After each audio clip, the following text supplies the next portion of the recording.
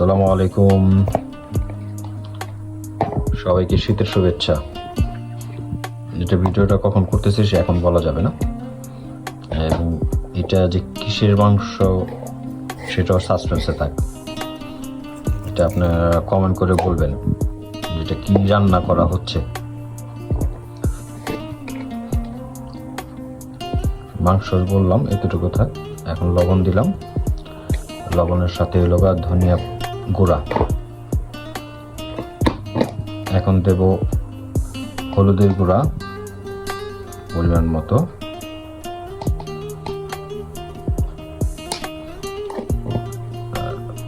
এরপরে যাবে মরিচের গুঁড়া। মরিচটা একটু বেশি করে দেওয়া হবে, আর যার যতটুকু লাগে সে ওই পর্যন্ত দিয়ে দিবেন।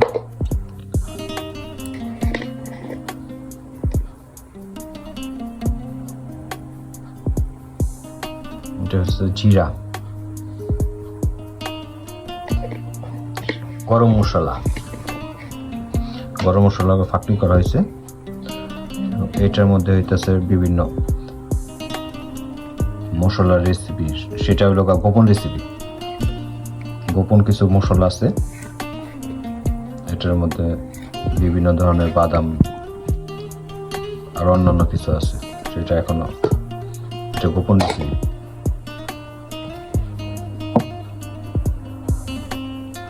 এই রেসিপিটা সুদূর বিক্রমপুর থেকে শিখে আসা হয়েছে, এই কারণে ঢাকার মানুষদের এই রেসিপিটা দেওয়া যাবে না।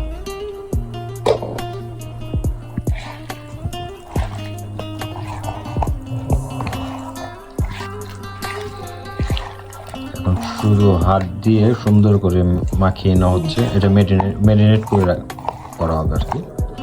সম্পূর্ণ মাখিয়ে আমরা এটা কিছুক্ষণ রেখে দেবো, এইভাবে ম্যারিনেট করে ঘন্টাখানেক রেখে দিলে চলবে।